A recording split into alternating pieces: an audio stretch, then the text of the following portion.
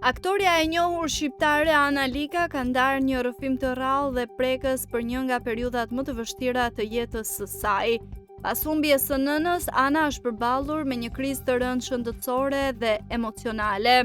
Pas vdekjes së mamit, më diagnostikuan me një problem neurologjik, një formë epilepsie, tregoi Ana, duke shtuar se për herë të parë një krizë epilepsie kishte përjetuar pikërisht gjatë kontrollit të parë për vajzën e saj.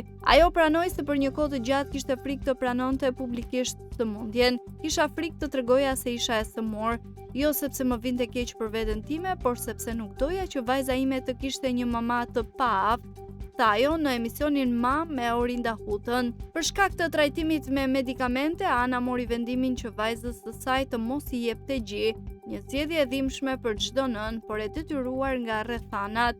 Në një moment reflektimi të thellë, ajo foli edhe për marrëdhënien me partnerin e saj Bjordin. E kam pyetur nëse donte të rinte me mua, doja të dija nëse i peshoja, nuk doja të isha barr për askënd. Megjithatë, ajo e përshkroi Bjordin si shtyllën e saj, ndërsa për veten u shpreh me përullësi.